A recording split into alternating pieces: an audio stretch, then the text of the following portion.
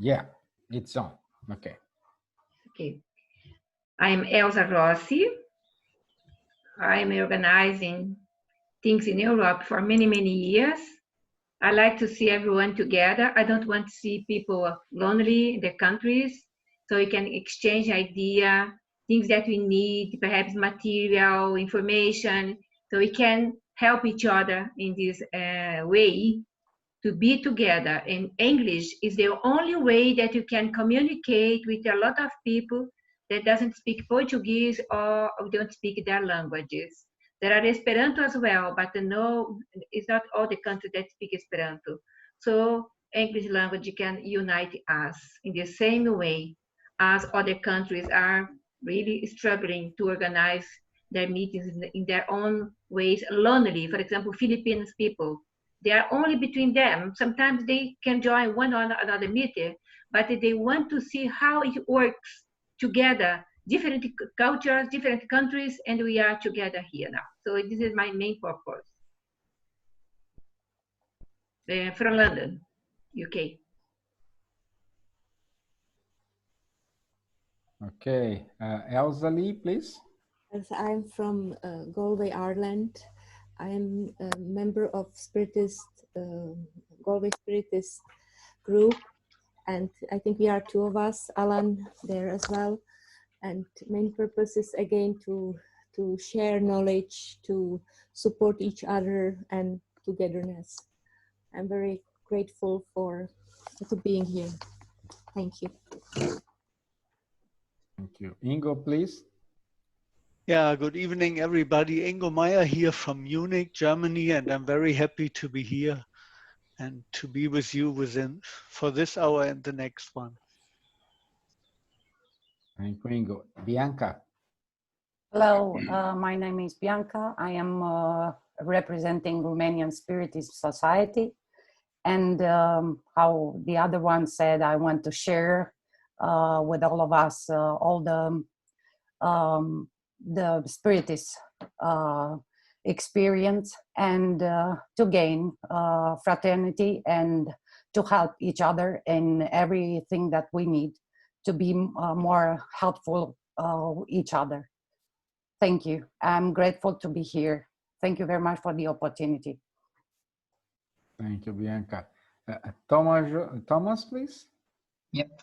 So Thomas, I'm from Belgium, part in the group of Jean-Paul here in Liège. And I was there 1 year ago when we were in Wigimont, so we appreciated it. And as Jean-Paul couldn't attend it, I wanted to be there in order to give some feedback if needed. Good, good. Regina, please. Hi, hello. We are from Portugal, Nuno and Regina. We cooperate in the association, the Spiritist Association in our town.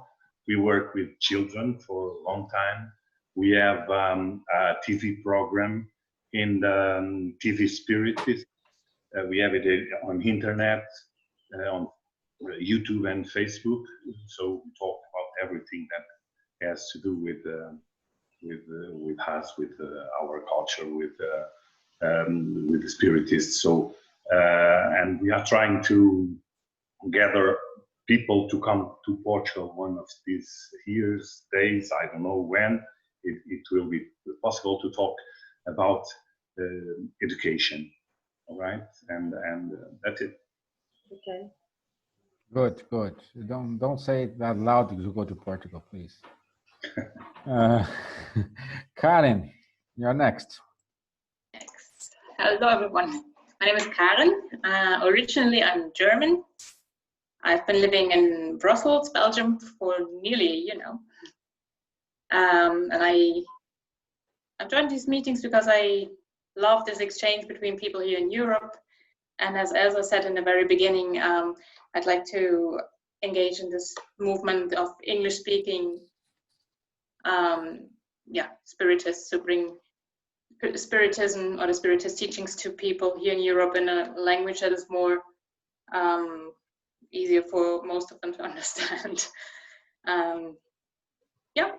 And very happy to learn with all of you and exchange and find ways how we can spread the word a bit more here in Europe.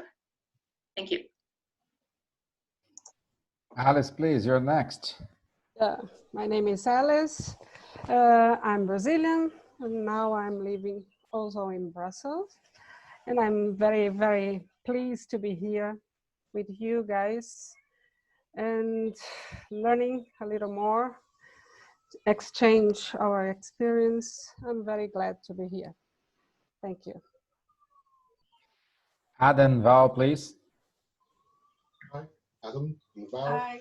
We're in Oxfordshire in the UK. We run Kardec Group, which is 2 Spiritist groups. One of them is the group of Windsor and Maidenhead, and the other one is Bicester, which is where we actually live. And yeah, we're taking part because, again, like everyone else has already said, good to be part of a nice European fellowship of people thinking alike. Thanks, good. Charles, please. You're on mute, Charles. You're on mute. Yes, you are right. Hello, everyone. So I'm Charles Kempf, French, living in France, Belfort, close to Mulhouse, and something like 35 years reading and studying Spiritism.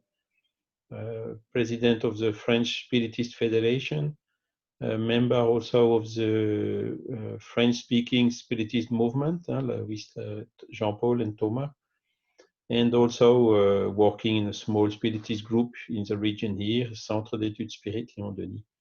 And I'm here to listen, to learn from you, and also to help wherever I can help. Good, thank you, Charles. Jir, please. You're on mute, my friend. No, can you listen to me now? Yeah. Hi, everybody. My name is Edir. My last name is Paixão, Edir Paixão. I'm from Brazil, from Northeast, hot weather around here. And I'm a military fireman here in Brazil. The firemen are military. And I work strongly on suicide prevention and interventions here. And the Spiritism has helped me a lot, to help people in Brazil, to think differently about their lives. I'm very glad to be here with you, and I'm already a friend of some people who are already in the room. So I hope to share experiences and learn a lot with you, friends. Good, thank you. Nadia, please. Hi, everybody. I'm Nadia. I'm from Brazil, but I'm living in Lithuania. I'm half Lithuanian, half Brazilian. So I'm here to spread the Spiritism in Lithuania. We have nothing here, basically. No books, nothing in Lithuanian, but slowly we are translating some phrases from Chico Xavier, Divaldo Franco, Allan Kardec.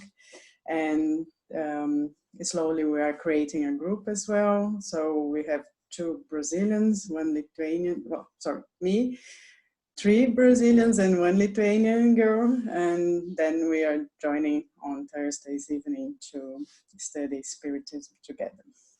So thank you for this meeting. It's very nice to meet you all. Hi, Adam and Val. Hi, Elsa, the people I know. Thank you. Good, thank you, Nadia. Anne Sinclair, please.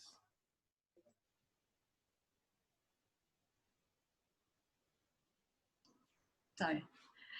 Hello, good evening, everybody. My name is Anne, or Anna, depending whichever you prefer. I have 2 birth certificates, so I have an identity problem.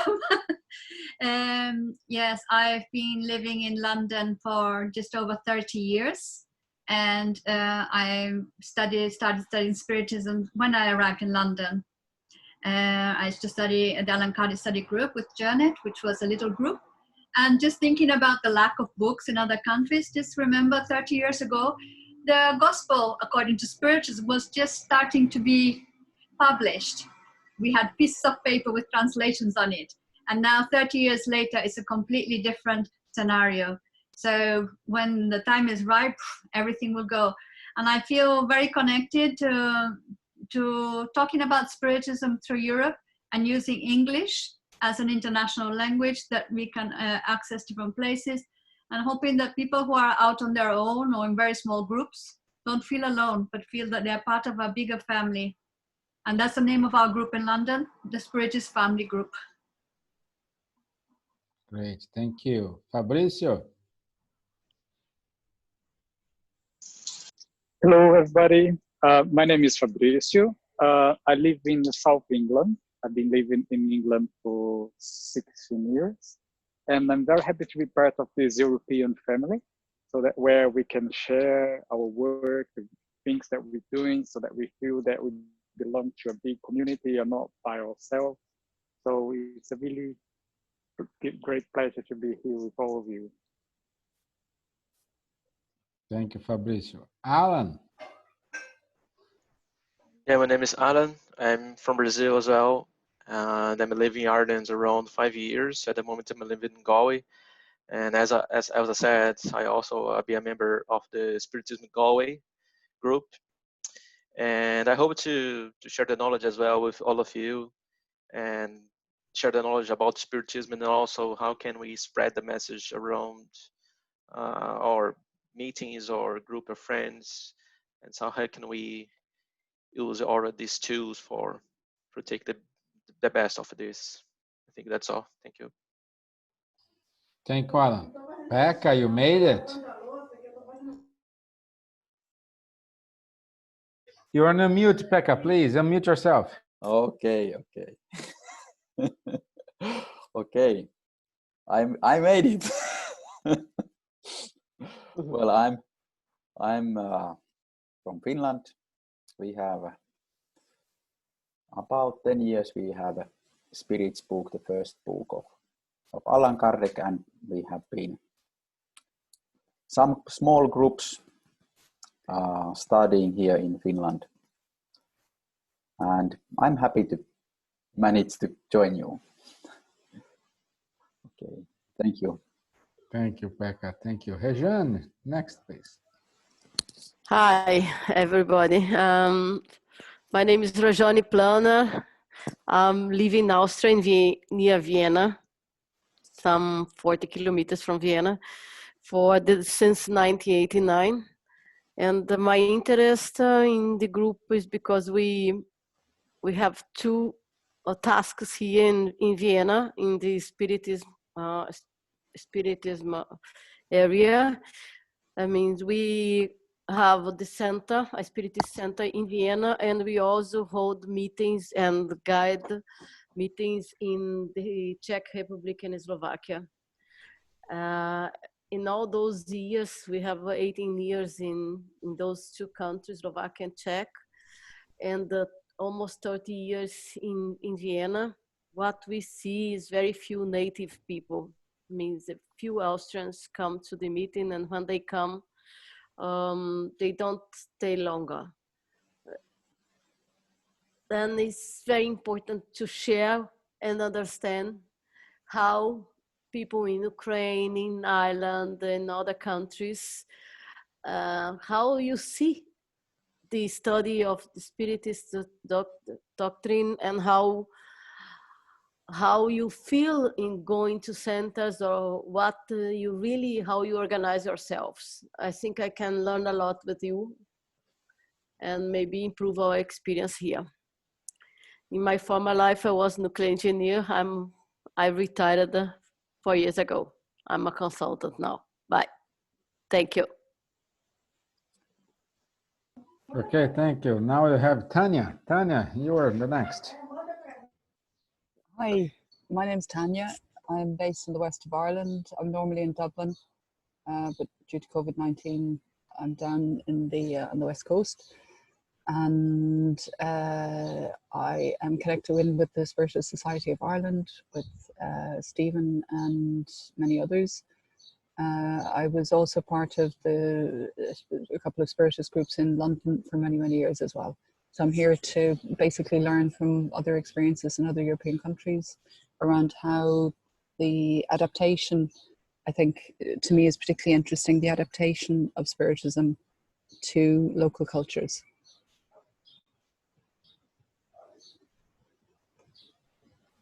Thank you, Tanya. And I'm the last one, so I'm Stephen. I live in Ireland for more than 11 years. I'm part of the Spiritist Society of Ireland group.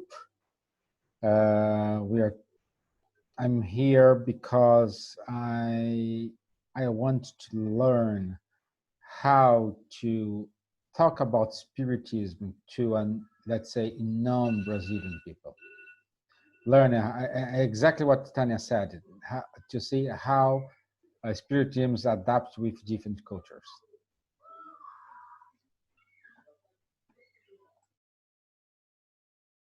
Okay, since Pekka is here with us, so I give the lead to him. Pekka, we are just following the agenda. We did the initial prayer, and we used the initial message to let everyone to introduce themselves. So he's with you, my friend. Thank you. Okay.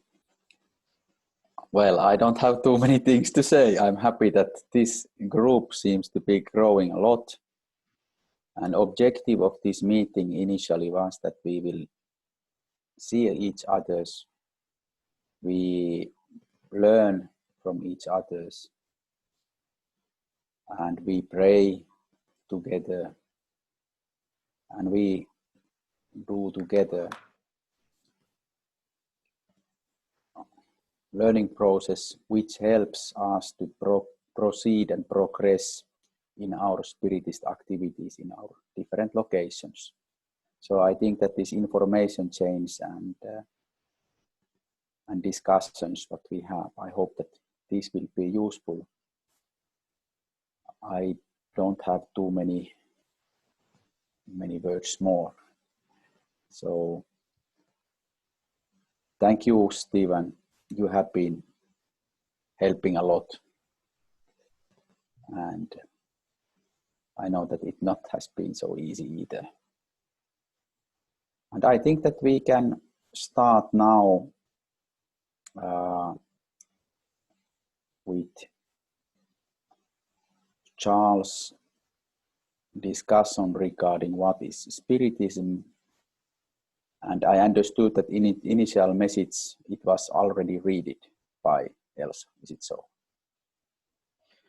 No, the message now, Elsa going to read the message, and after the Elsa, we can go to Charles. Okay. Just some housekeeping here. I see everyone doing this, so if you don't speak, please keep your mic on mute mode, because this will avoid everyone to not understand. Okay. And just a reminder, as we agreed at the beginning of the meeting, Pekka, we are recording this session. Everybody agreed.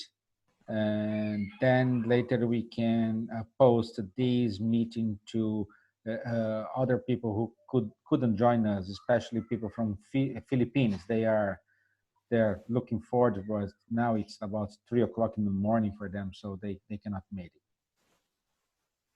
Okay. Okay, it's okay for me, this recording. Okay. If it's okay, Elsa, I will share my screen here with the message, and you can read. Okay. Everybody can see. Sorry, Pekka, it might be worth saying that potentially it may be shared in the public domain, not just within a closed group. Yes. Okay, we had discussion or email. We were changing email regarding that topic, and according to law, what we have in Finland, so if we take video from somebody so that you can recognize him, so before it can be located publicly, for example, for YouTube or for some how to say social media. So as well, I understood in Finland they should be requested permission for that. So for that reason, I was suggesting to Stephen that I think it's a good idea to record and share these meetings, so people can get known and they can maybe get motivated to join us. But according to Finnish law, it must be requested approval for that, and that's, if everybody agree, then it's fine. I think it's good. Perhaps it's better record only audio, and put something and leave only the audio. if something will create problem later on, it's better don't do without really following all the. For me, it's okay. I don't think it's any problem with my image, but I don't think there are not Finnish people here. Only you or. I'm only, and I'm just thinking the future. So in Finland we are shy. No, can I just say, it's the law in the UK as well. You can't share people's images unless they've given written consent. Yeah, it's so okay, it's a question of order that maybe we need to think of a disclaimer. Yeah, are you convert these into audio, and we only share the audio? Yeah, we just need to be aware of the law and how, like, if you go to a conference, something you sign a piece of paper saying you're happy that your image is shared. We can discuss this for the next meeting. For this meeting specifically, we only share the audio. If we will do an image, we can prepare some material for next meeting. We can distribute the material earlier, and we can go ahead. We have here the form consent that we have done with the 30 children. All their voices are already signed, the form consent form, and any images. So I can send the model for everyone in English. If you're allowed, it's okay. If you're not, say no. Good, so Elsa, please. When you start to record, you can take your image out of the video. You can put no camera, because you have stop video, for example. I will stop my video now. You can see me now, only my picture, yes? But even picture, you can take picture out, okay? Okay. So Elsa, I think everybody can see my screen. Elsa, your first page is on the screen. Yeah, we have our... I would like, may I? Yes. Rajani here. I would prefer only the presentations be recorded, because then we can freely discuss all the items and don't go to the internet or Facebook or everything. I 100% agree. I'll be sharing differently if it's going to just this within this group or within, you know, a closed group compared to in the public domain, to be honest. We are in Europe. Sorry. But I think this is a good idea, and I think that we can later on come back to this topic. I believe. I like the idea, and step by step. Yeah, I agree. Step by step, and we need to think it through properly and make a process. Mm-hmm. Do you think that I can read now? Yeah. Living by faith. The righteous will live by faith. Paul, Romans 1:17. In the Romans epistle, Paul affirms that the righteous will live by faith. Many disciples wrongly interpreted it. They understood that living by faith would be accomplishing rigorously external rituals of religious practices. By attending temples, harmonizing oneself with the priests, and respecting sectarian symbols, it would indicate the presence of a just person. However, it is not always that we see a good ritualist allied to a good person. Before anything else, it is necessary to be one of God's creatures in every circumstances of life. Paul of Tarsus wanted to say that a just person will always be devoted and will live invariably on genuine faithfulness to the Father who is in heaven. Have our days been joyful and tranquil? Then let us have a good memory and not to take moderation for granted. Nevertheless, if they bring darkness and sadness, so let us trust in God. Without his permission, a storm will not fall. Do we feel abandoned by the world? Let us be sure that the Father has never abandoned us. Do we have infirmities, delusionment, ingratitude, and even death has arrived?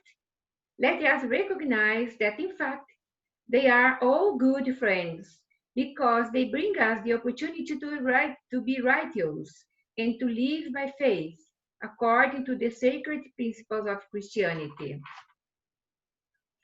So for these messages, what I took is encouragement to have this faith and live in this faith, not be anxious with everything, a pandemic, virus, illness, problem, someone die in my family, everything there's a reason for that. As says in the end, is the opportunity to take advantage to organize our internal being, how to deal in this process of evolution.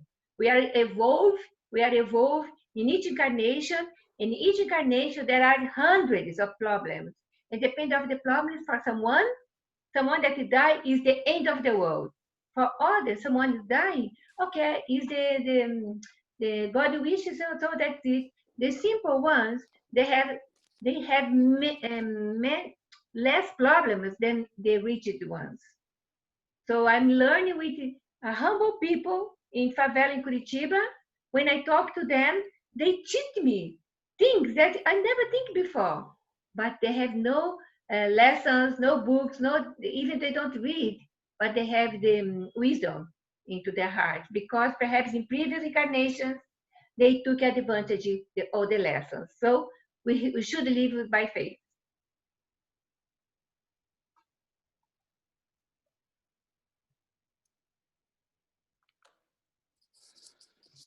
Anyone who wants to comment?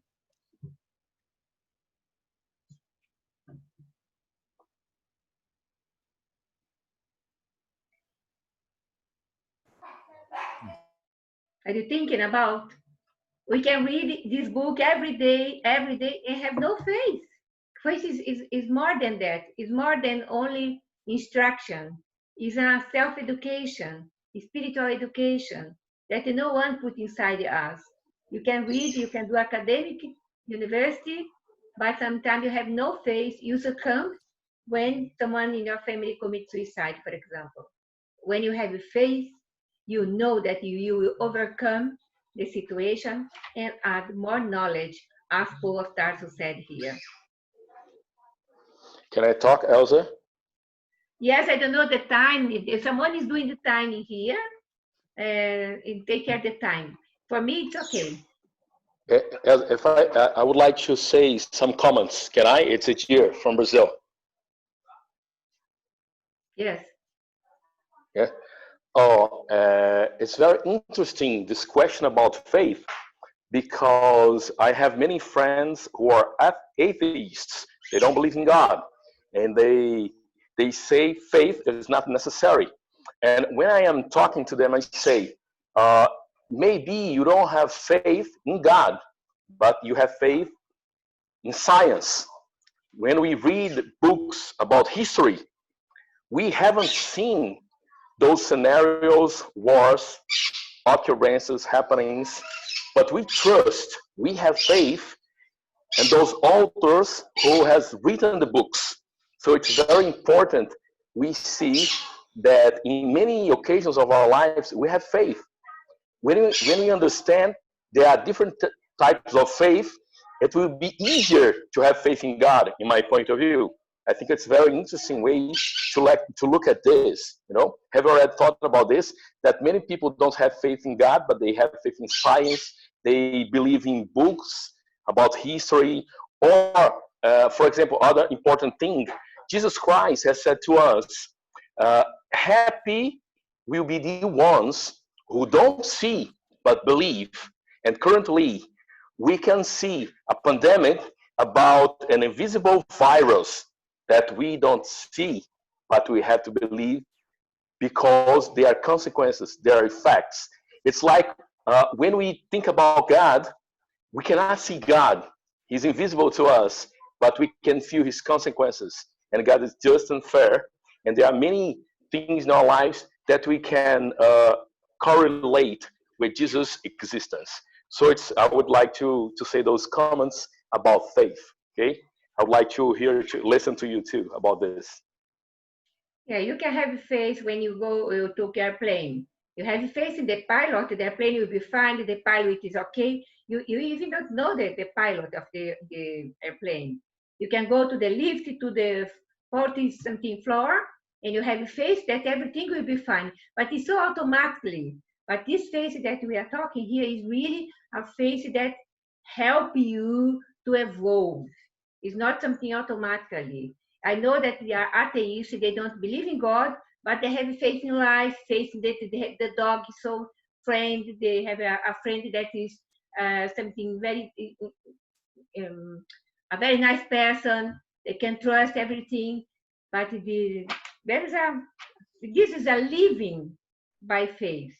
It's something that Christianity, all the religions as well, and not only our philosophy that we are studying now, that is, we have this faith that everything will go on.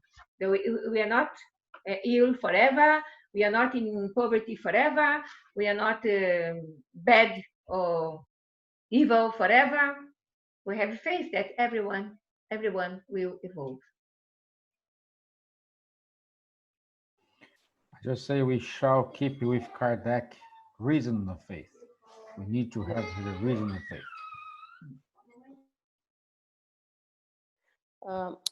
I will not start my video, but I would like to say some words about faith, because as Stefan said, in Kardec's faith is a reasoning faith.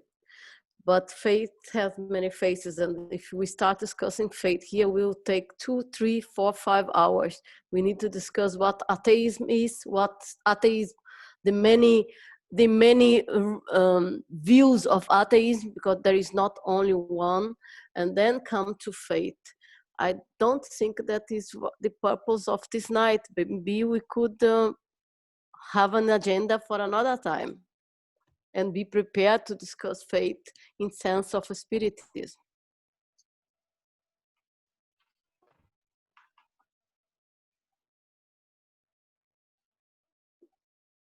I finished my part.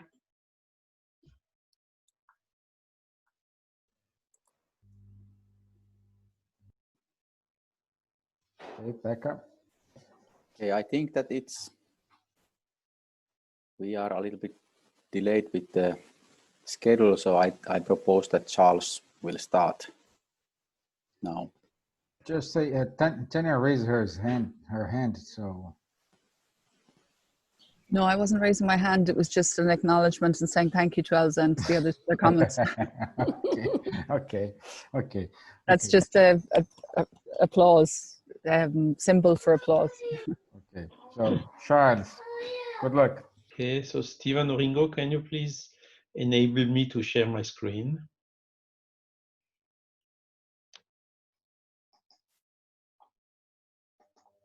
It will make the scene. It's already enabled. You just need to click on share screen. The administrator deactivated the screen share for the participants. Let me check here, 1 second.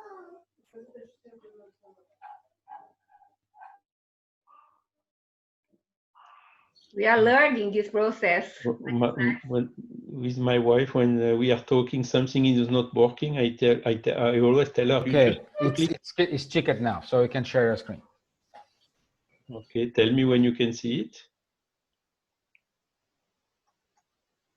Ah, sorry, it was not yet this one.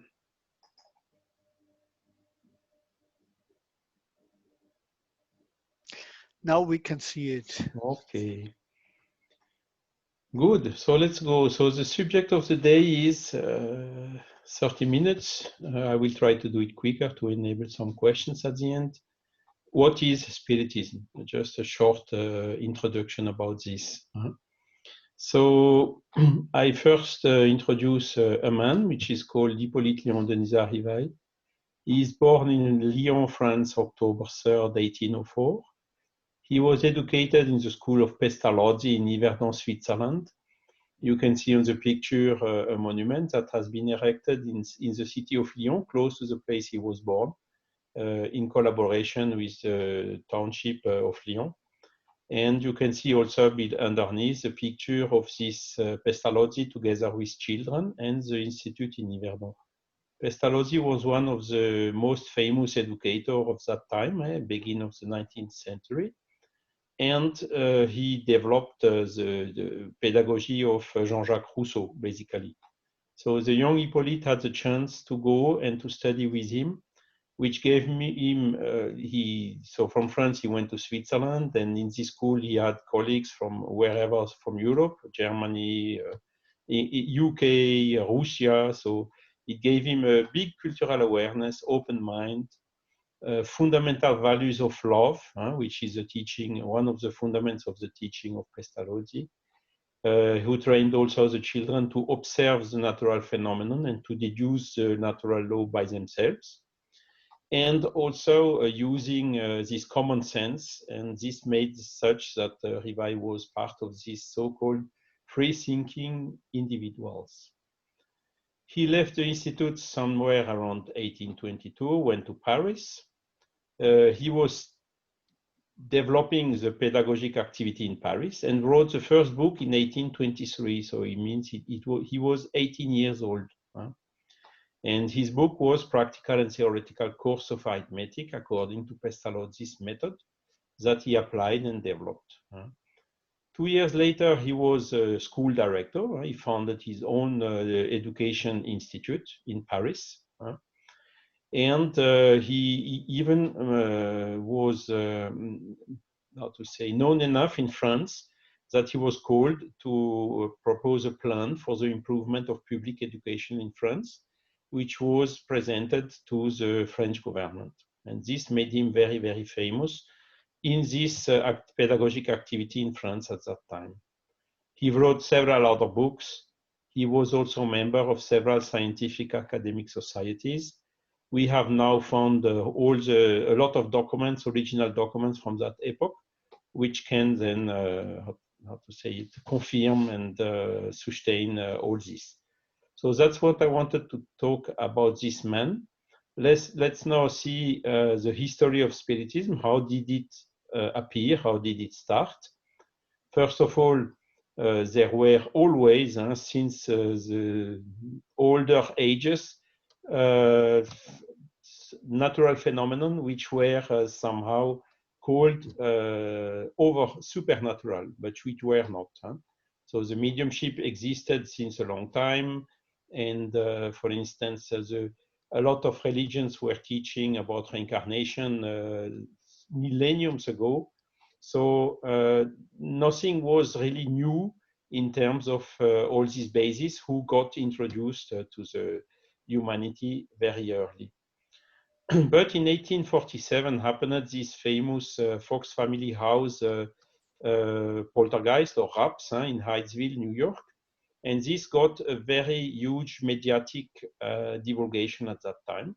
It was, Conan Doyle called it the invasion of the spiritist phenomenon at that moment. So this phenomenon were repeated in other places. And also in 1850, it got diversified and spread out worldwide. This is the date where serious investigation begun by scientists. So they have immediately seen, yes, the phenomenon is authentical. They wanted first to find out who and how is cheating, but at the end they had to admit, no, the phenomenon is real, and started making serious investigation about it. And in 1854, so 4 years later, this man that I introduced before, Mr. Rivail, started his own investigations. And his first statement was this: okay, there is a table moving. As long as the movement is random, nothing to say. But when you ask questions and when you see the table answering to questions and giving answers which make sense, his statement was intelligent effects must have an intelligent cause. And that is then when he decided to dedicate his life to search for this cause. And then he was very strongly studying all this phenomenon. He participated to several meetings in Paris and so on. So he gathered along the years a lot of elements from different groups, different mediums, and different sources. And 3 years later, he managed to compile all this, or we could say also to codify all this, in the famous Spirits book, which was launched then in 1857. It is 163 years ago. And this book is containing what you see on the screen, is really giving the basic principle of the Spiritist teachings: immortality of soul, nature of spirits, relation with men, moral laws, present life, future life, and the destiny of human race, according to the teachings from the spirits of high degree. So first thing, it's somehow, I call it a revolutionary book, because it's really a disruptive approach that he had. There was already existing some rational spiritualism in the first half of the 19th century, but Kardec brought really the facts, the phenomenon, the scientific approach by observation of the phenomenon, as in order to reinforce and to sustain this rational spiritualism, which was more developed by how to say, self-knowledge and meditation and philosophical approach. And here it was really a scientific and factual approach.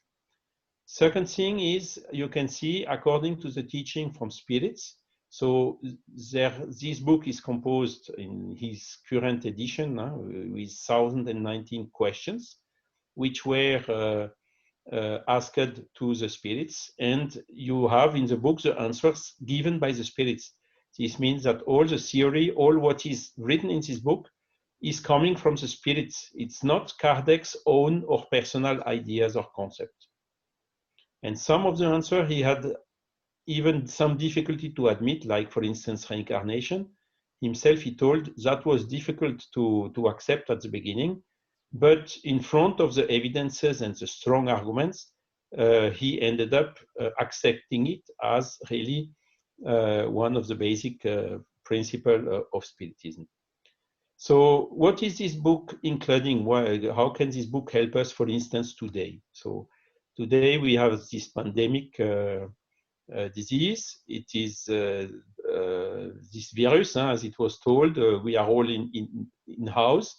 Luckily, we have the technology which enables us to gather even so. And okay, so we can ask, is there something in the Spirits book who explains what is the meaning of such pandemics? Sure, you just go and read question number 737. What is the aim of God in visiting mankind with destructive calamities? So could be earthquake, tsunami, and can be also pandemic like the COVID. At that time you had the cholera. A little bit later there was also the Spanish grippe. And so this happens from time to happen. It's very often at that moment, a little bit less now, but still it's happening. So these destructive calamities where the man has apparently no, it's just coming like this randomly. So nothing apparently wrong done by the man. It just falls, it happens like this. So the answer of the Spirit is very clear, and you can, I will read it quickly for you. So they told it's to make man advance more quickly. Have we not told that destruction is necessary to the moral regeneration of spirits who accomplish a new step in their purification in each new existence? In order to appreciate any process correctly, you must see its results. You judge merely from the personal point of view, and you therefore regard those inflictions as calamities because of the temporary injuries that they cause you. By such upsetting are often needed in order to make you reach more quickly a better order of things and to effect in a few years what you would otherwise have taken centuries to accomplish. So very clearly, I mean, you see, we talked about reincarnation. We talked, Spiritism is also teaching that death is just the soul getting free from the body. So it's just a transformation. It's not the end of everything, like for the materialist approach. So from this, we see, okay, we are dying now from COVID or from a tsunami or whatever, but it's just the end of this existence. We will have a lot of other existences. And we can also see that what is written in the sequence is also true. Because with this COVID, everyone at home, a lot of people took opportunity to stop, to think a little bit, to go out of the daily routine, to think a little bit different. How can I do the things differently? How can I do the thing better? How can I help?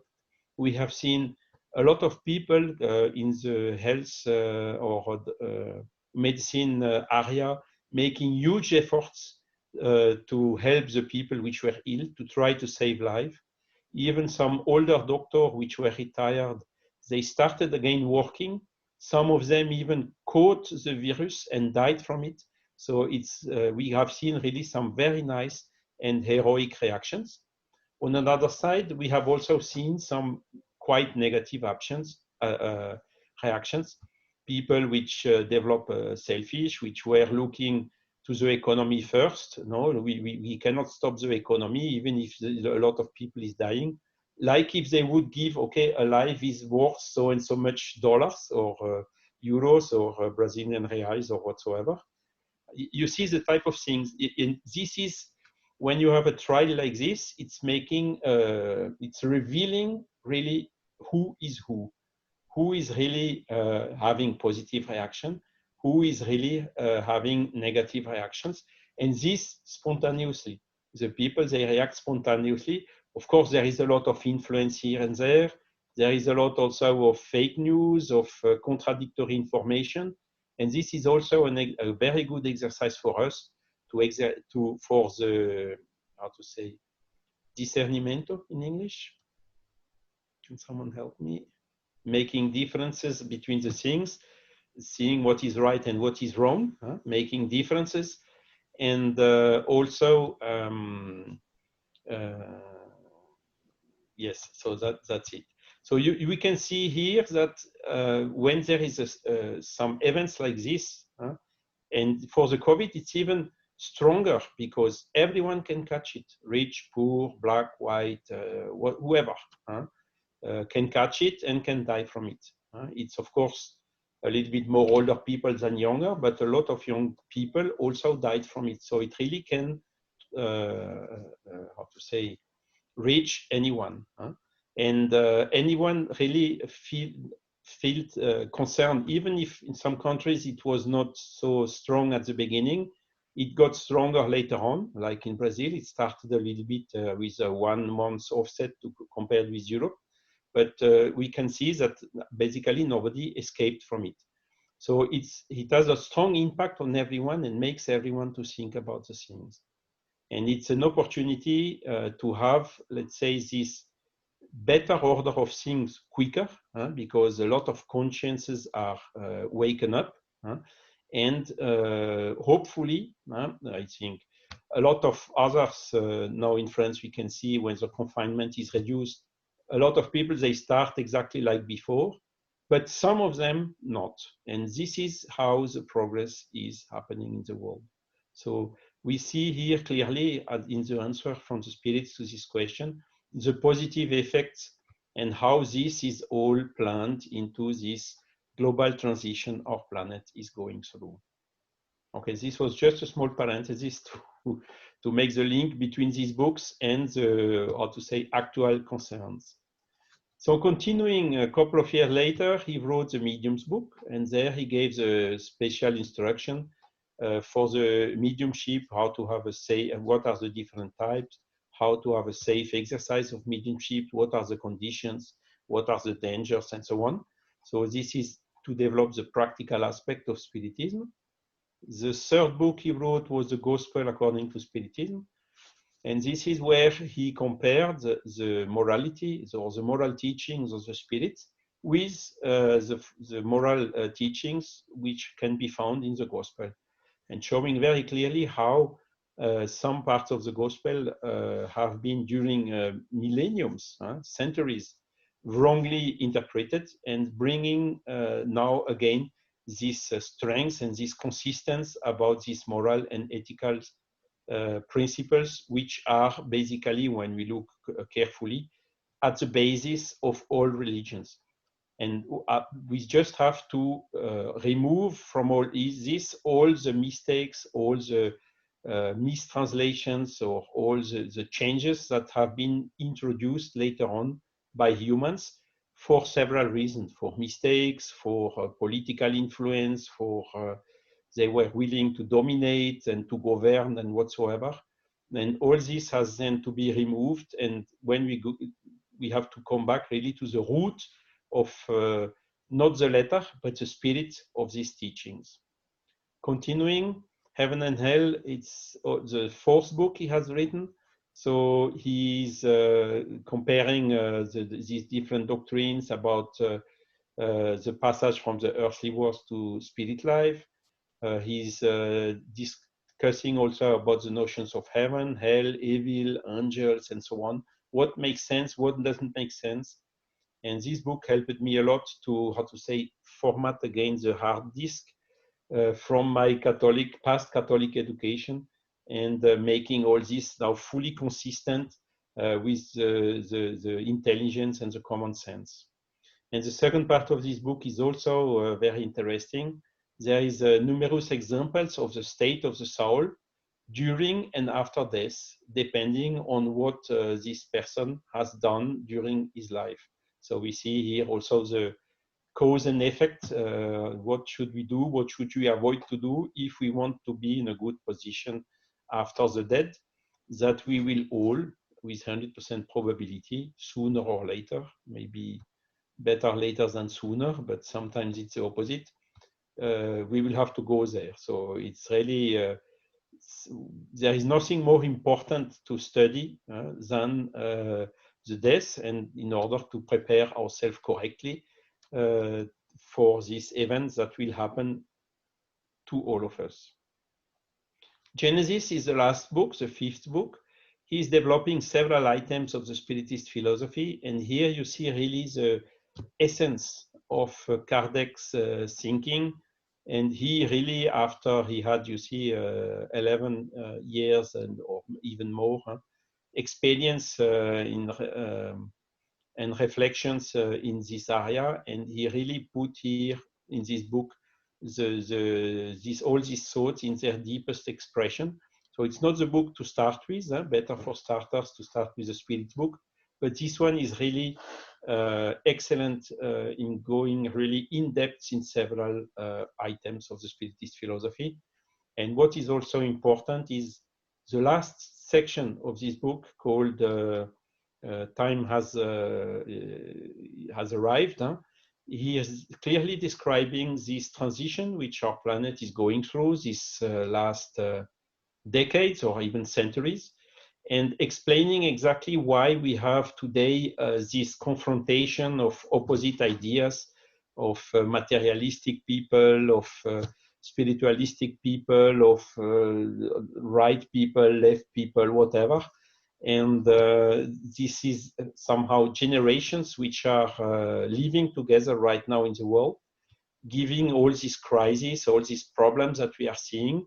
But it's a clear sign that the Earth is now in the active phase of this transition, moving to a world where the evil is dominant over the good, and where tomorrow it will be the opposite. The good will be dominant over the evil. So this is the basic 5 books of the Spiritist teachings.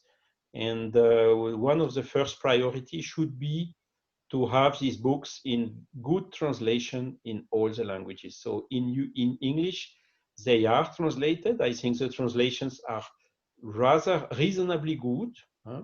There is even some American style translation and UK style translations. And these books in English can be downloaded from the website of the International Spiritist Council. We can indicate the address to you, okay? So continuing, Kardec discarnated in Paris the year after, you see, 31st of March, 1869. So what are now, just in a summary to finish my presentation, the basic characteristics of Spiritism? The first, you talked about faith.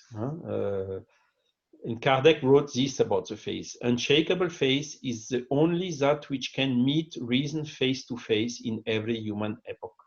So you see, it's clearly a move from the blind face, from a face that either you have or you don't have, that is maybe inspired or falling from the sky or whatever we can call it, to a reasoned face, which is, for instance, when you ask me, do you have faith about reincarnation? I answer by another question. Do you have faith that 1 + 1 is equal to 2? So it's not a question of faith anymore. It's a question of understanding, of evidence. And once we have made this analysis with our reason, the faith is much, much stronger than when you just believe in something that you don't understand. I admire, like I think Jair told it, Jesus told, it's good the people who believe even without having seen. In science, there are a lot of things that we cannot see, and even so it's admitted as a science. Even in Spiritism, it's not answering to everything. For instance, what is the essence of God? The spirits, they tell us, we don't know, so we cannot teach you. So it's something that is beyond our understanding. So we have to have this humility to admit such things. But even if we cannot understand the essence, we can understand enough in order to have this inside our reason and to clearly see the evidences that this is a truth. Continuing, rather than saying believe first and you will understand later, if you can, Spiritism says understand first and you will believe later if you want to. And this is in Spiritist magazine 1867. So you see, the blind face, you have to believe first and you maybe later will understand if you can. Spiritism is the opposite. You have to understand first, make it clear in your reason, in your mind, in your understanding, and then you will believe it if you want to. So still leaving the free will for everyone to believe or not to something. And this is really the goal of Spiritism. Spiritism is bringing teachings, but is not imposing anything. So we are here to give some notions, but then everyone is free to admit or not to admit. So quickly also, Spiritism, as per the definition Kardec gave, is a science, which deals with the nature, origin, and destiny of spirits, as well as their relationship with the corporeal world. So Kardec clearly used scientific methods for codifying all the Spiritism, and today it continues. I mean, the different researchers in Spiritism are following a scientific method. So in this meaning, clearly Spiritism is a science. It's also a philosophy. Why? Because it reveals new and more profound concepts with respect to God, the universe, human beings, spirits, laws, which govern the life itself. So these are typically philosophical questions which are finding a lot of answers inside the Spiritist philosophy. We also know what we are, where we come from, where we go to, what is the objective of life, and what is the reason for pain and suffering. You see, a lot of people are depressed because they are lacking meaning of the life. Why I'm here, what I'm doing here, what shall I do, what is the purpose of life? And for this, really, Spiritism is bringing strong and logical, rational elements. And continuing, logical answers also of most of today's ethical questions. What is good and evil? About questions also like abortion, family, euthanasia, homosexuality, and also episode like pandemic like the COVID. And whatever, I mean, it's very difficult to find something that has not been touched in the Spiritist philosophy. And if it has not, you sure are finding elements which enables you to make the reasoning and coming to a logical answer to the question you have. And then religion. So here I'm writing very clearly that Spiritism, and Kardec wrote it as well, is not a religion in the common sense of this word. If you would have told me 35 years ago that Spiritism is a religion, I would not be here today, clearly. Why? Because for me, before I learned Spiritist teachings, religion was, the word religion has a negative sense. And all these abuses committed along the centuries in the name of God. And the Trinity, where God, Jesus, and Spiritus Sanctus is the same thing, it means in the name of all three, all these wars, all this Inquisition, all this burning Joan of Arc, and so on, were done in the name of the religion. So for me, the religion was clearly something negative. So if you come and tell me, and would have told me Spiritism is a religion, I just would have stand up and went away. So it's definitively not the correct approach, particularly here in Europe, because this continent suffered a lot from all these abuses and was fighting during decades and centuries to get free, to get rid of this religion influence into the government, into the politics, into the forbidding the progress of science and so on. So continuing, Spiritism is a religion when we use this, we understand this word in the, let's say, the deep sense. But unfortunately, it's only a minority of people who are understanding the word in this deep sense, which means link with God and link also the humans between one another. Nevertheless, even so, Spiritism, as you have seen, Gospel according to Spiritism, the scientific findings and philosophical conclusions are leading to human knowledge of universal moral and ethical laws which are governing the world and which are at the source of most of the traditional religions. And Kardec wrote a little bit about this, Léon Denis wrote about this, several authors are showing really when you go to the root of the teachings of the religion, when you remove all this rubbish which has been accumulated by mankind, politics, mistakes along the time, you find that all of them agree on almost everything. And the spirits are coming and teaching the same. So telling that Spiritism is not a religion does not mean that Spiritism is not contemplating these moral and ethical laws, which are basically the laws governing the spiritual world and also the incarnated worlds. Okay. And the last characteristic of Spiritism, Spiritism practice is gratuitous, following the orientation of the moral principle found in the Gospel. Give for free what you receive for free. So all these are the characteristics. You see, the question is Spiritism a religion? Is not answered. It's not easy to answer. It's yes or no. And yes and no. So I'm finishing. Science without religion is lame. Religion without science is blind. This is coming from Albert Einstein. He had this feeling already that it's not good to be nor at one extreme nor at the other, that the truth and the right is always somewhere in the middle. He was afraid seeing what mankind was doing with his invention when the atomic bombs were developed in the mid of the 20th century.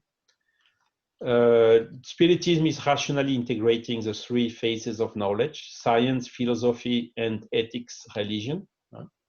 And the lemma of Kardec is, without charity, there is no salvation. So Spiritism is here to help, is not here to govern, to dominate, to dictate anything. We are just, the good Spiritism is here to help. Disinterestedly means really practicing this charity and also working a lot to improve oneself, itself first, and also to try others to do the same in the benefit of everyone. Thanks a lot for your attention. So at the end, I took even so almost 30 minutes. Nevertheless, if you have a question, it will be a pleasure for me to answer.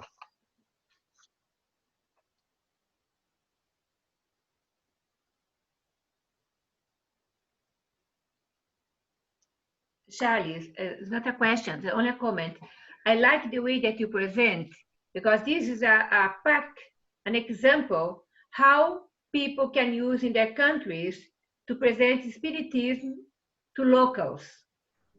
because this can be translated in another languages, can use your translation, your books, and you organized very well that people can use to small groups, meetings, or just with the first moment to start something that we discuss here as an example, how you do in your country, the other do in their countries.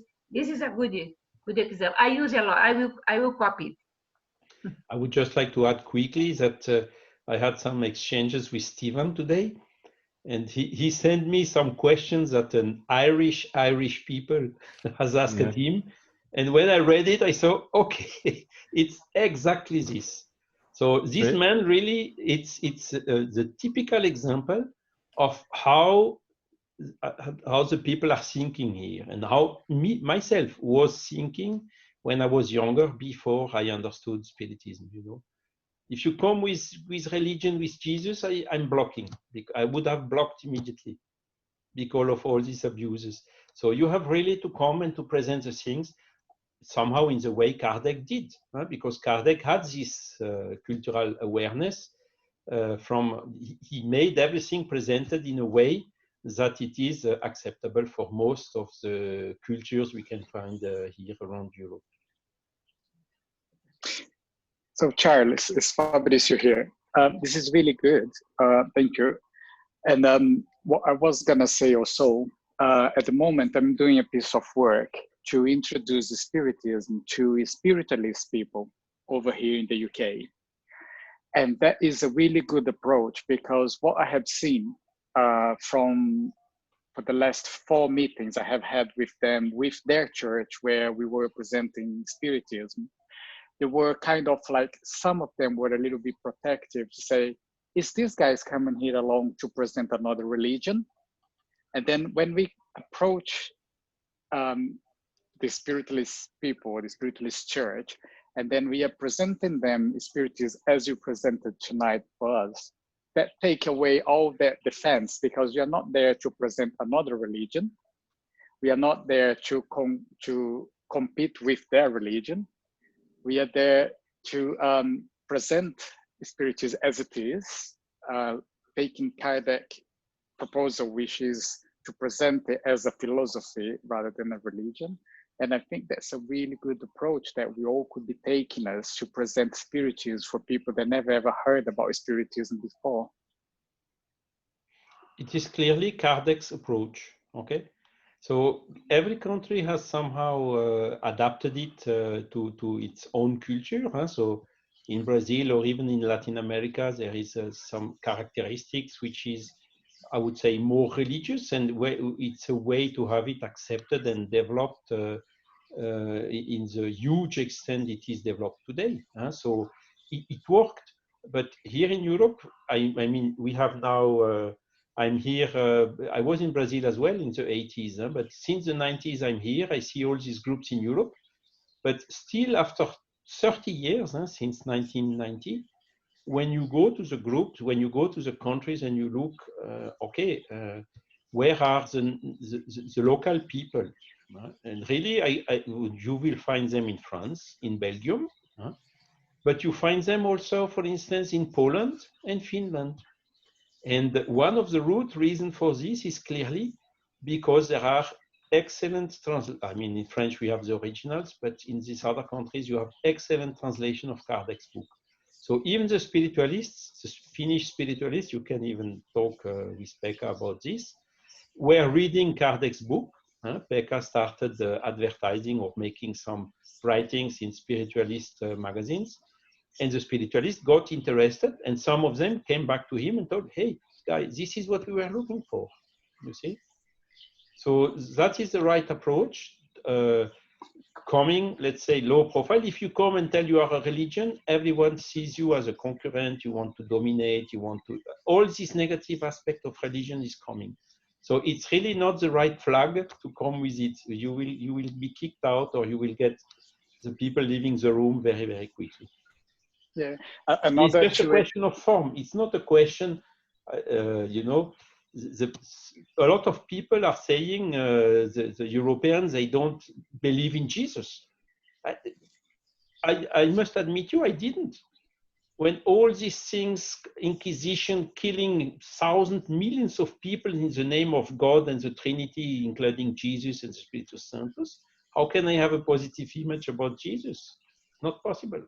But now when you came to me and you tell, do on the other what you would like that the other does on you, this I would have accepted immediately, you know. It's just a question of how you approach the things.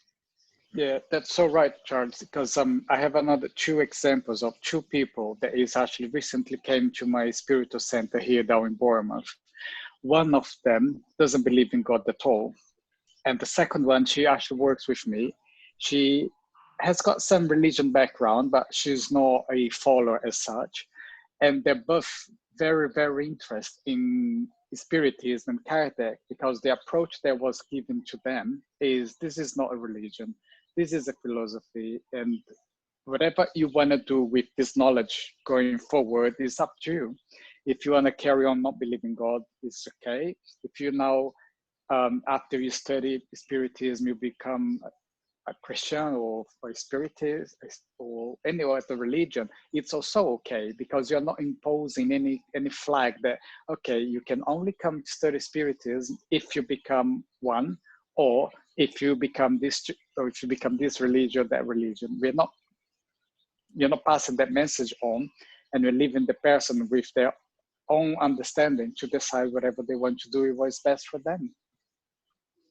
Yeah, and also we needed to pay attention, Fabricio, that we need, and we don't want to convert anybody. The message you want to do is use Spiritism teachings to increase your faith in your religion. Or yourself. Well, then you decide, but Spiritism give you the background, the basis to lead you to whatever you want. If you want to be just to not have a religion, but you have a philosophy, great. If you want to be a spiritualist, but now you have basis. So that's the main purpose, in my opinion. And this is my view since I arrived in Ireland and I had to deal with non-Brazilian culture. And this is teaching me how brilliantly Spiritism can adapt to elsewhere. So the moral aspect of the Spiritism, that's the main point. Maybe the people try to or should improve, I think. So the moral aspect is connected anyway with religion, because the more, in my opinion, because the more you improve yourself, you are approaching of God as well. No, but Alice said, no, it's sorry, but it's not like this. The moral aspect is positive. The religion is negative. So it's not connected. You see, think so? I have seen recently on some posts, Jesus was not Christian, Muhammad was not Muslim, and so on. The religion came after them. It's done by mankind. This is how we understand this word religion here. It has really a negative meaning. And so if you assimilate Spiritism with something which is negative, you are starting wrongly, you see. You rather start with morality, and you have a lot of people fighting which are atheists and whatever, but with a very high morality, with doing everything well, like if they would be Spiritists without knowing it, you know. And this is the characteristic here. It's coming from the autonomy and the liberty and the own will of each person. When you come with a religion, it's, here is a book, you have to do what's written in this book. I throw the book away immediately. You see, it's this heteronomous approach is not accepted anymore. There was a French Revolution, centuries of struggle to get rid of this negative influence of these religious leaders. Nobody wants to come back to this. You see, and this is what is making the people blocking. But if you tell help the poor people, make the fight against corruption or whatever, this all the people will accept. Even, but when you come with the word religion, then the people, they just go away. You see? I fully support what Charles is saying, and I think it's a fundamental difference, I think, between the Brazilian approach to Spiritism and a lot of Europeans. That there is for some, and not for all, but for some there is a particularly I think in British and French culture, I think there's a strong feeling. It evokes, it's a complicated relationship, should we say, with religion. So focusing on purely on the ideas, the principles, the philosophy, the science makes it much more accessible. And so focusing on the ideas and the examples that the spirit that was Jesus brought, more than focusing on the person or the spirit of Jesus, which I think tends to happen within Brazilian Spiritism, that there is very much a focus on the individual. But by focusing more on the ideas, it makes it more accessible to more people. And Kardec also wrote. I'm sorry, can I just say one? Sorry, please. Just one quick thing, because here in Lithuania they haven't heard much about Spiritism, but what they know is about negative aspects of Spiritism. They always associate with, oh, okay, when I say the word Spiritism, they think it's something like bad, or they put their hand on the front and say like, oh, it's about the thing with the tables. And so this idea of telling them, what is Spiritism in more philosophical way. You're right. So this is an additional difficulty, But if you explain correctly what it is, then the people, they come back to you and told, hey, I'm really surprised. I didn't think at all that it was what you just explained me. Yeah, that's why I'm trying to translate as much as I can to Lithuanian language, to show them like what is Spiritism and not like the bad and the negative part. And one person even said to me, oh, you have to change the name then. And I was like, no, I cannot change the name. Spiritism is Spiritism, So many people did already change names. You had so many other isms, like we call omnitheism, so many philosophies, in particularly after Kardec. You see today, what is the one we are still talking about is Spiritism. All the others were forgotten because none of them had the strength, the completeness, the wide covering all the aspects, like what Kardec did, with the help of the spirits. Of course, he was just here the organizer and or codifier of all these things. Yeah. But one thing is sure, it's 150 years now later. So he was really ahead of his time. And you see, Jesus came 2,000 years ago. A lot of people did not understand him. So it may take still some more time. And episodes like the COVID are helping us for having the people making the right questions and opening their mind to such things. Different approach. Yeah. So Charles, I think... Oh, sorry. It's okay. I was just going to ask a question to everyone, actually, because this is a challenge for us. So for us that we are here in Europe, who are with the work of spreading the Spiritism, we need to be careful that we don't make the same mistake as the Brazilians have done as far as the Spiritism is concerned back in Brazil, to turn into a religion and something that is punitive, something that you have to do, that kind of stuff. Like almost have like the Catholic or the religions approach that you have to do something.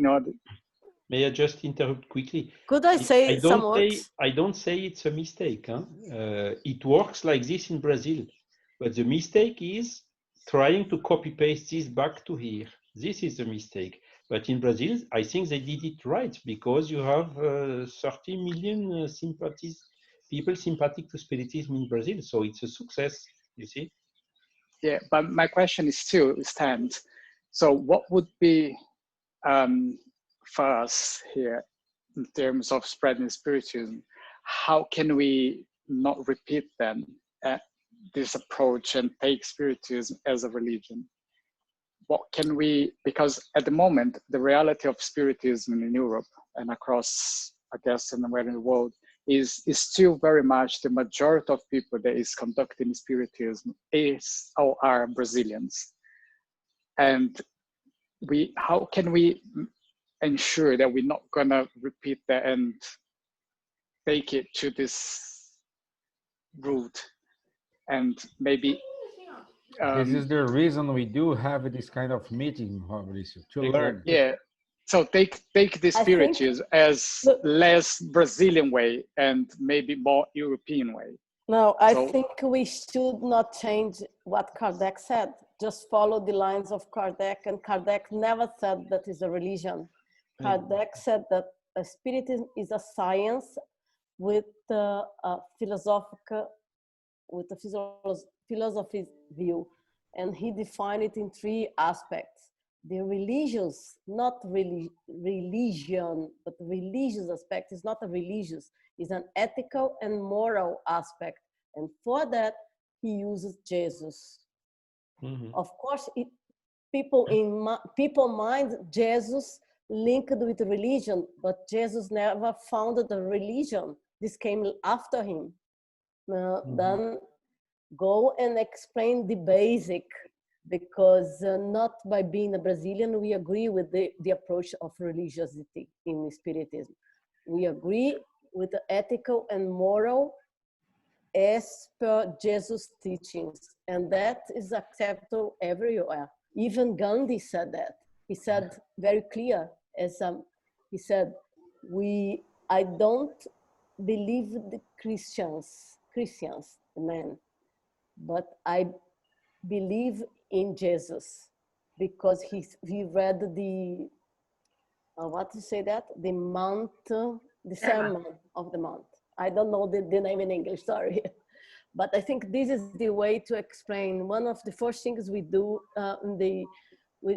in our studies in the center in Vienna, especially in Vienna, because it's where we have a lot of Brazilians, is to get people to study Spiritism from the basis, from the fundamentals, that they understand the 3 aspects. That's basic. And I congratulate Charles. Thank you. Yeah, it is. And also we need to understand that the true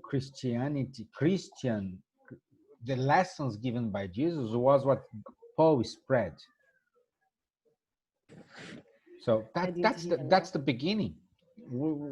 That's the base where Kardec used. He just made what Paul spread in the first years of the Christianity. Listen, then I would say that after the 3rd century, then came the man and made a mess, But at the beginning, so Kardec wrote the book Gospel According to Spiritism. But since 30 years, I'm saying there are some books which are missing. It must be Quran as per Spiritism, Vedas as per Spiritism, and so on. And Kardec, unfortunately, did not have the time to do it. But when you look Léon Denis after death, for instance, he is making this analysis and showing to everyone who is reading that in the root of all these different religions in the world, whether Christian or others, Buddhism, Hinduism, were even before Christ, you see that everything in the root is consistent.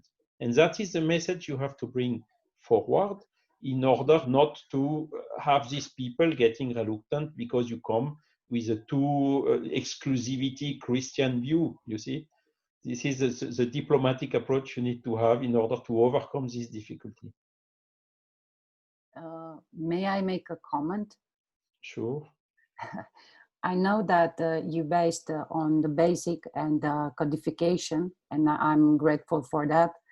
But I think for all of us, we can find more explanations in the magazines. There are a few more explanations that help us to understand better the Spiritism. It's just it's my view, because I am translating to put in the Romanian magazine the articles, and they are phenomenal, and they explain a lot of things about Spiritism, about the world, about all the things that they are in the codification, but there are better help with the magazine. They have a better help and understanding with the magazine. Thank you. You mean Kardec's magazine or the Yeah, Kardec magazine. Yeah, that's what I am meaning. Yeah. About religion, there is something, I don't know if it has been translated into English already. It's December 1868, and Kardec is really answering to this question: is Spiritism a religion? And all what he wrote at that time is more or less what I said you today. So I'm not inventing anything, I'm just inspiring for him. And his explanation in this article is really giving all the explanations about this difficult problem. Can I comment also? So you're the timekeeper, Pekka, I see. Yes, there's two things, but I think we have to talk. I can see that the time is going so fast, and I think we reserved for Ingo 30 minutes time. So 11 o'clock, or let's say after 40 minutes, we have used our time. So I think that we will make this Ingo's part in the next time. And that's one thing. Maybe, what do you think about that? I really want to hear what Ingo is saying. I hope that it will not be too quick. And another thing is that in Finland we faced two things. We didn't have books which were informing what is Spiritism. And when I was listening Nadia, it seems that I have been facing this situation what you are facing now. So really, it's important to make this translation, because then people can find the information. But something which has been really useful here is that nowadays there is a lot of magazines and newspapers, and some of them, they are esoteric, and people are interested in these kind of things. So I started to offer articles for some magazines, and they get interested because let's say these newspapers and magazines, they want to have something to, sometimes they are missing things to put in their papers. And something which was very useful here, that I was making articles for these newspapers and these magazines, and they included these, and then we received more interest. And that's something what I want to say to Nadia, that it's, when I started, the people were 100%, they didn't understand at all what is Spiritism. They think that it's, once I was went to make presentation regarding Spiritism for one school, and they gave to me one cup of glass cup, and they say that way we will start to, let's say, make letters, and do you need candles and stuff like that. And it's lot of misunderstanding involved, but that's only way to take this misunderstanding out, is to provide information available. And that's just I can tell much more, but we should not take too much time for that. Yeah. Thank you very much. Good idea. I want to say that Romanian people doesn't have the books too, so they have the same opinion with Pekka. I am agree with Pekka and Nadia, and they actually consider Spiritism like a sect, and they don't want to talk.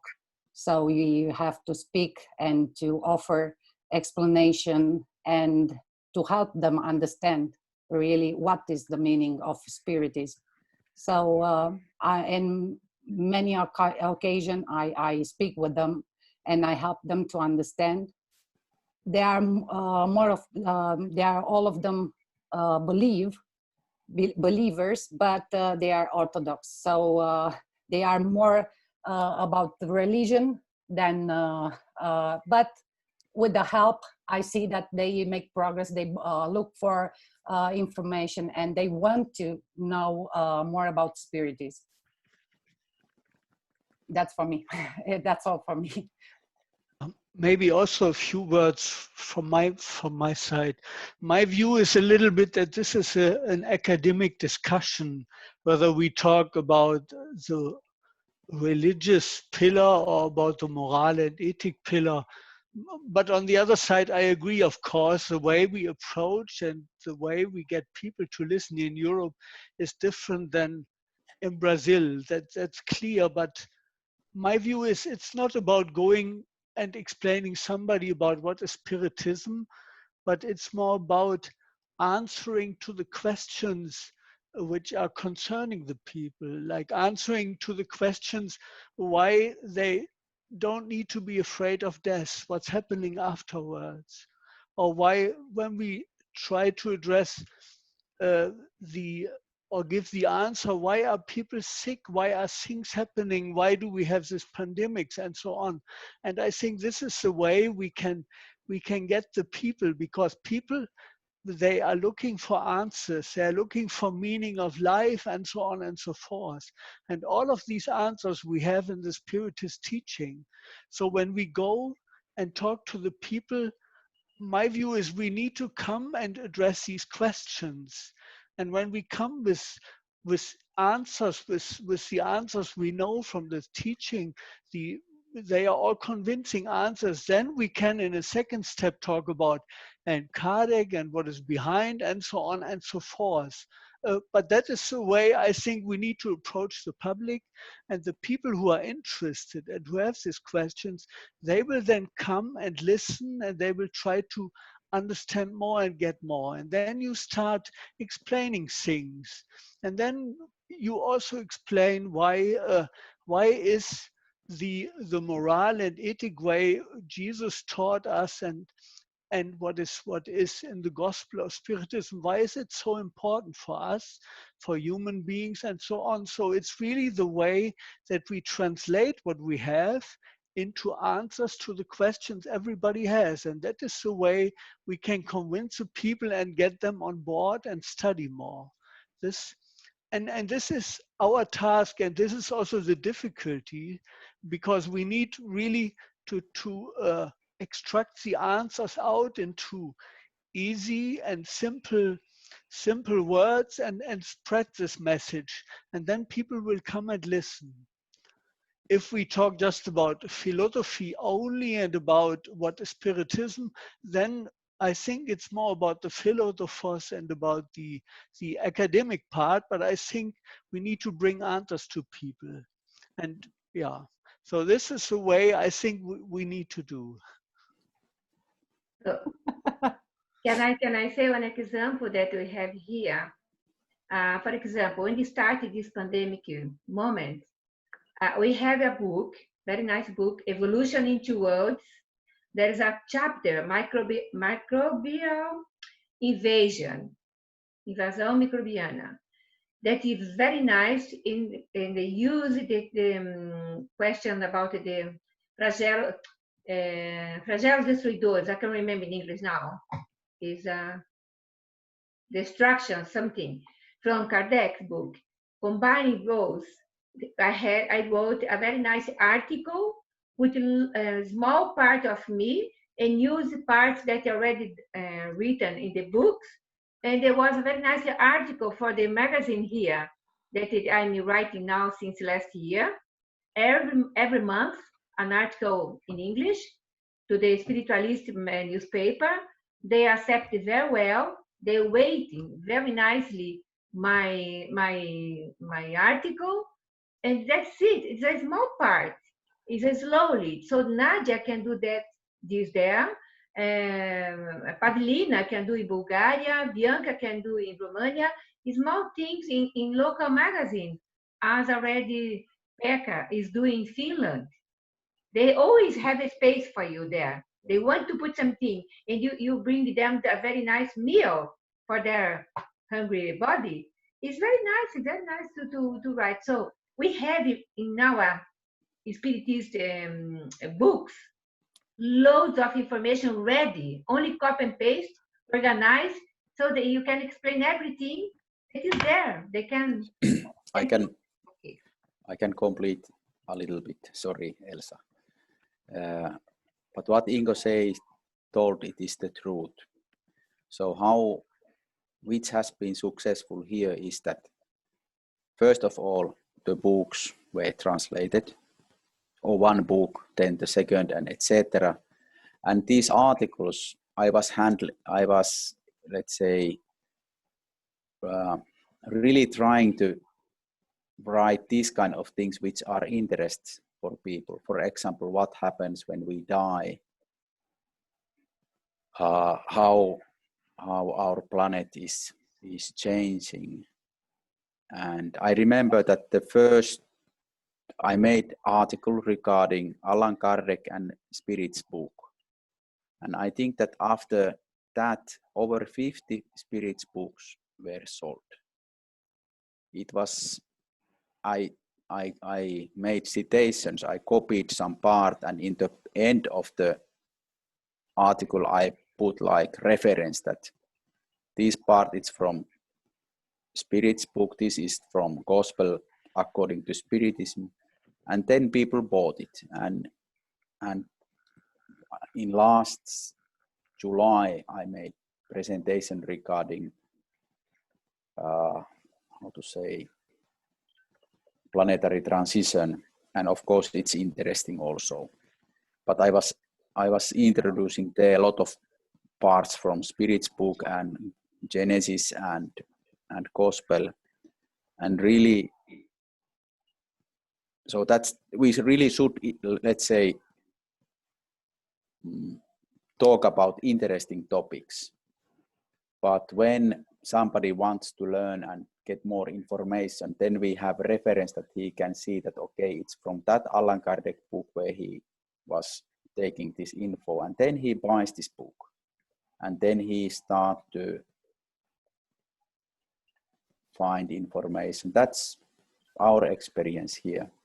And something what I was hearing that, for example, in some places people don't want to talk about religion and pray or something like that. I have been starting most of my presentations with pray,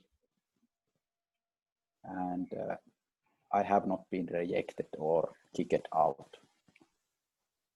And maybe somebody has been leaving because of that, I don't know. But some of them, they have been staying, and I'm happy with that. So I don't think that, but the way how I'm expressing this is, it's not a very religious way. It's observing, it's telling about, let's say, facts. But okay, I don't want to take more your time with this.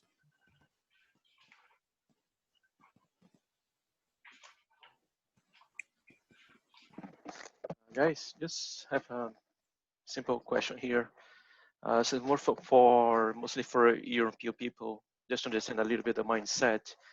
Based on all of you said, in your opinion, what's more common questions that usually in Europe the people used to have, like they're concerned about what's happened after life, or they are more concerned about the meaning of life?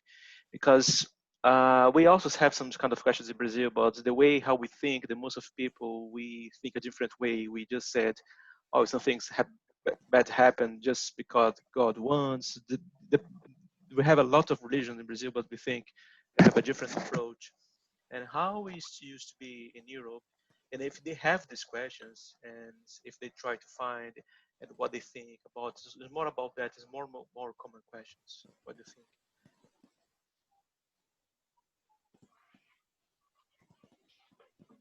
Can I? Yeah, okay. Yeah, sure. I think in Romanian part, they don't have really questions, but they actually just want to know more and to know about the life after death, because they have a parent, a brother, a sister, and they are interested to see what's happened about that after death. I have a few people that his husband, his dad, and he had some mediumnic symptoms after he died, and that's situations that makes want to know about the life after death. It's not exactly about spiritism, but the spiritists help them to know what happens after death, and they help to know more about the life after death, and after and the spiritist too.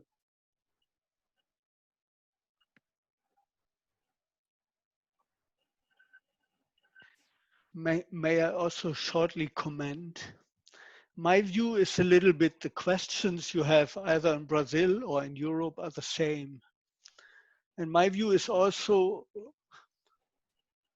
or let's put it this way, if you have a German team playing against a Brazilian team football, then you have two teams and both teams are maybe playing very brilliant, but you will see that the Brazilian team is playing very intuitive. There are some people are really excellent and you cannot, it's difficult to predict how they play, but they play wonderful. They have their way to play. And this is the culture. And when you look at the Germans, they play very structured. Everybody has his exact position, and they have trained how to do these things. So it's very predictive, and both have success, and both have their ways to do things. So there is no right or wrong. It's simply that you need to appreciate the culture, and this for me, this works only that you get the local natives understanding, learning the spiritism and the teaching, and then translating, talking to their people in their language. They know exactly how they should argue. And this is just a challenge, nothing else.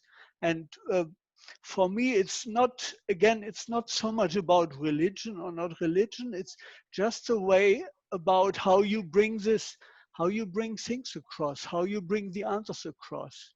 And the moment you do this to your, let's say, cultural peers, they will automatically understand. So it's just a cultural difference, nothing else. And it simply takes time, and we will get there. We don't need to worry because we have all the answers. There is nothing else but one spiritual truth. This is the Spiritist teaching. So, but yeah. Sorry, can I? I think I agree with you, Ingo, because it depends on the cultures. We all have our way of being. So Brazilian, I think they are more passionate. And I think we in Portugal we have some influence from Brazil. All right.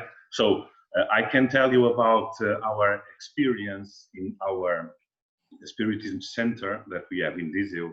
The people that are looking for us, they don't come with questions. All right. They don't come with questions. They come for help, to ask for help, because they have something that they cannot know what is going on in any other places. So they come to us, like if it is the last kingdom and they need to know something, all right? Because they are suffering. What we do here,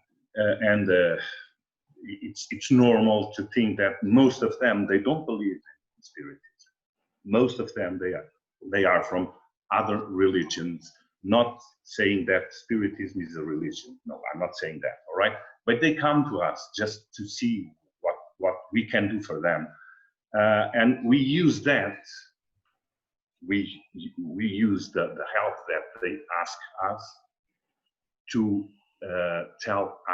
tell them what Spiritism is, all right? Because first of all, I think if they are suffering, they don't want to know what after death, what is going to happen or why they are suffering. No, the thing is they need to know something. They ask help just to see if everything changes. Of course, nothing changes before we understand everything that Spiritism teaches. Yes, but we use, I'm sorry for the term, we use the way that they approach from to us to teach them what Spiritism is. And again, our experience tell us, because it's another culture, all right? And our experience tells us that in 40 and 47 years that this group is working in Brazil, most of the people, after they starting feeling well, they don't leave, and they come for those answers that Spiritism needs to give them. I would like to say a few words, if you don't mind, because I like very much to hear Charles, and because he was very projective. And I was in 2008 in Switzerland and in Lyon to know different centers, spirit centers. And sorry about my English. And I talked with a Switzerland friend, and he told me that in the spirit center there are a little bit difficulties for because they have a book of teaching Spiritism, and it's a Brazilian book, and he told to me we can't do it in the same in the same way of Brazilian people, because Switzerland, they come here and want to talk about mediumship. So they first talk about the interest they have, and then they talk about God. It's when they turn this, they began to catch people to learn more about Spiritism. And in Lyon, the other center, I met some people, and they told me that they don't talk about religion, don't talk about moral things, because the French that came to that center, they are interested in science. So I think those things are important, and I'm really happy to hear you about you, because I think Spiritism, it's I'll say in English, it's adapting. Any culture, we just have to think like Pestalozzi. The interest is the most thing we can. Nós podemos cativar o interesse. Interest. Yes, I'm sorry. But I think it's a little bit difficult to explain in English what I want to say, but if we don't, in other countries, we must learn that. We can't explain Spiritism in the focus of interest of different cultures. Yeah, so. Yeah, we are learning with each other, Regina. We are learning here, exchanging ideas. This is the moment that is really good, because we are more or less 19 people here, 19 people. We are missing some people that should be here, but not today, perhaps next time. That this is a great moment, because we can support each other, exchange how Pekka started 19 or 11 years ago, or more than that, in Finland, without books. He translated the first book into Finnish. That was the Spiritist book. Exchange idea with Charles. So things are starting. Now he have all the collection there. But you have to put your mind and focus on what you have to do, translate the articles, translate the books, because talk to them without the books, without the offer, the thing is difficult as well. Can do, of course, can start. Here we don't have that problem because in Portuguese we have so many books. Yeah, we know. It's very easy for us. And when you talk about people attending, every day we have 400 people, 300 people in our center, Spirit Center. Is too much, too many people, you know. And we need to have a lot of books for them, because they are all, after they receive the help that they think that they were looking for. So in that moment, they will learn what Spiritism is, and they take the books. We have in our library, I don't know, more than 800 books, translated, of course. Yeah, and yeah, we think we need to understand, first of all, the nature of the people, because each country, they are different from the others. Okay, Germany is different from Portugal.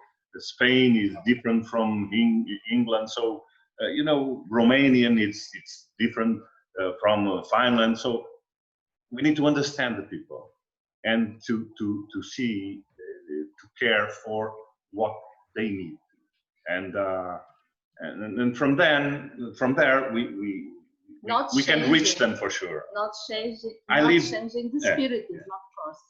Philosophy, not changing that. I lived in London, and for me it was difficult to. I lived in London for 3 years, and I knew that it was different, the approach of Spiritism from Portugal, even if we have many Brazilian people living in London, and yeah, and we have that. I think Brazilian, they brought Spiritism all over the world, all right, with passion. But I agree with Charles. We need to improve, and we need to learn what Spiritism is about, because with that we will get further. We will go all the way, I think. Can I? Oh, sorry, Elsa. Go ahead, Anne. Go ahead. Yeah, no, I just wanted to say just something that was coming across to me. Is like we're talking about cultural differences, people's needs, why people come looking, what they're looking for. Some are looking, they got a mediumship problem. Sometimes people have a bereavement, they have an illness, they feel depressed. There's many reasons. It's true that even in the same country, in the same city, you will have groups that will have different characteristics or different culture, because you are attracting people who are on a similar syntony. And that is why Kardec said, like, you know, having the small groups where people have affinity, it makes it much easier to harmonize. So I feel sorry for you in Viseu, having such a large group. It's really difficult to harmonize. But thinking that here in London, okay, there are many different groups, but the characteristics of different groups will suit different types of personalities, I think. So we are all individuals. So you have the local culture, but you also have, like, say, the personal culture that we're looking at and how we are approaching it and studying it. And some people, they prefer somebody to teach them in an authoritarian way, and some people prefer to study together on an equal basis. And it's okay. Whatever people prefer, they can find their tribe, their group, if you like. And the more we can open up and multiply, more people will find where is their niche. But what did happen here in London, that was my experience in the last 30 years. When I arrived here, there was one group, the Alankadi study group. And from that group, people would leave and start up their own group because they had different affinities, or they felt they live on the other side of the city. And this is how, just a natural process. So the Spiritism is one body of work that is so wide, so big, has so much knowledge, that we are naturally attracted to some aspects of it because they are answering our immediate pain, our immediate questions. So it's natural that that's where we're going. But then we slowly start going into the other areas. And I would say for myself, I studied Spiritism for 30 years.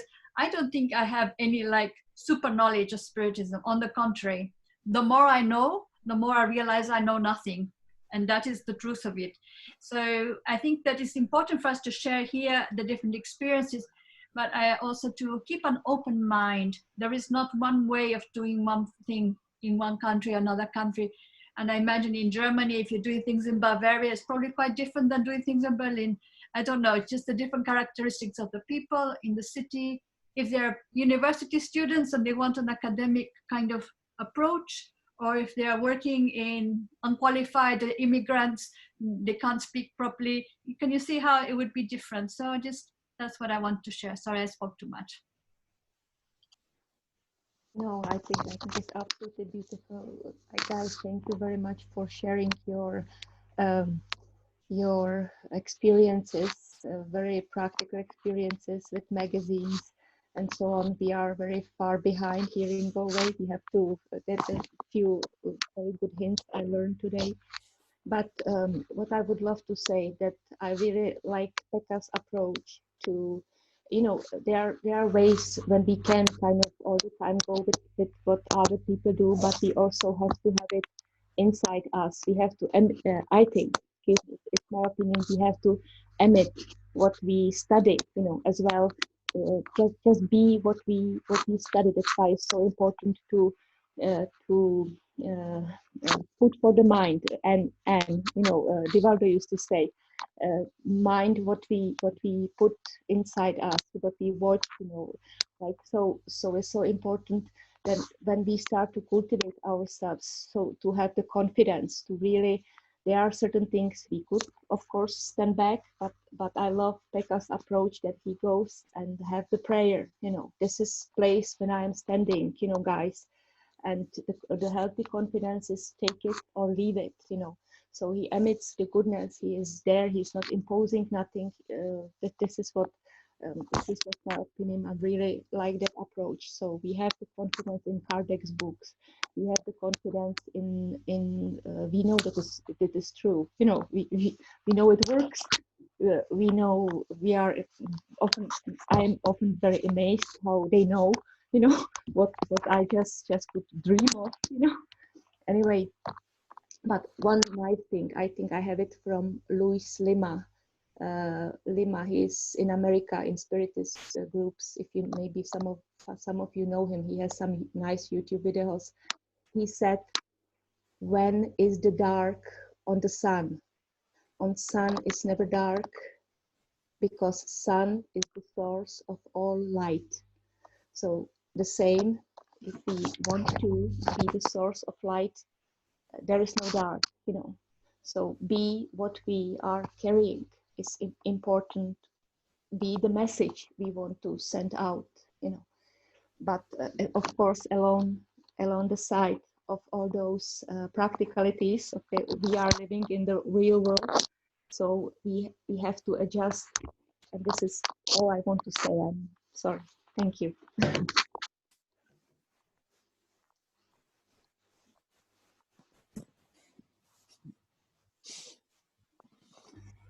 Okay, I can see that the time is going. It's this meeting supposed to end 90 minutes ago. And I'm sure that we all would like to, we would be ready to continue discussion, but I think that we should have some discipline also. And I think that I think if it's okay for Ingo, so in the latest Saturday of June, you will make presentation regarding activities in Germany, and I'm looking forward to hear and see what you will talk about. And I think it has been very good moments, very good discussions. And I think that at least I have to go. I will have tomorrow 2 interviews which will be shared with one esoteric YouTube channel. And I'm actually will talk about faith. And the topic what I will talk is in how to say, incredible faith. So it will be funny. I will not sleep this night too much. I will prepare. It's all in the middle of the process, but it will be good. And I think that if I'm looking the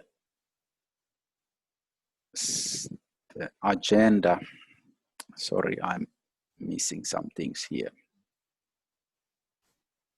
So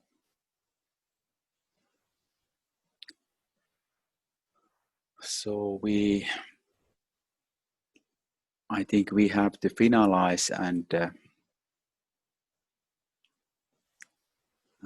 we can thank each other's nice moments, good discussions, and let's share good energy for everybody. Pray for Spiritist movement and for Spiritist understanding would provide better force, better faith for people to go over these complicated times.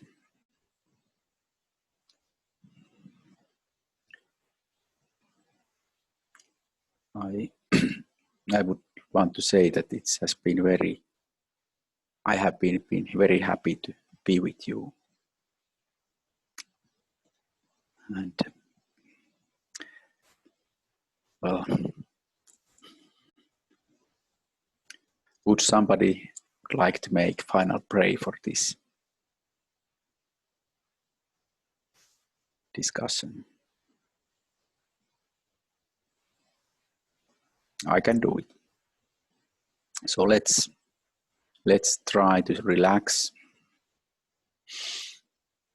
You can close eyes, breathe inside and outside, and be prepared to be connected with good spirits, with Jesus, with God.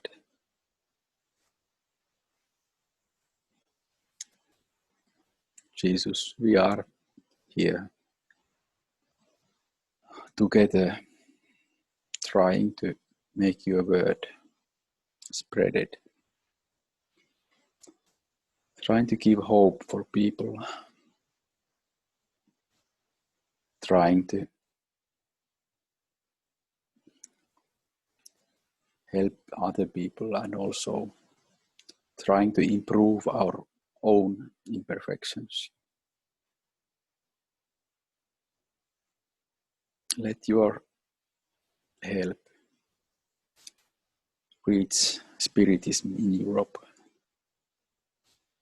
so that these people who are working with that could choose right words, right attitudes, right acts, right feelings, so that your will be fulfilled. Amen.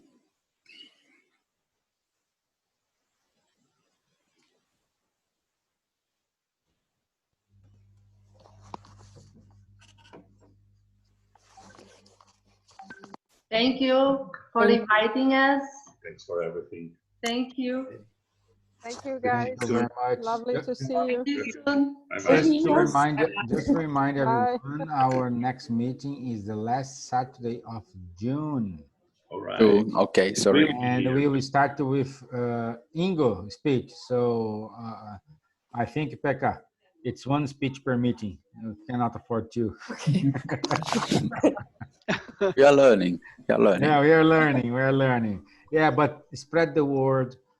Invite everybody. So here we are just try to exchange information and find out what helps you in your country. Okay. That's the main thing here. And thank you very much for your time, for your knowledge, and meet you all. I hope to see you in person again. Yeah. Thank you. Thank you. Thank you. Bye. Thank Here you. to everybody. Bye-bye. Bye.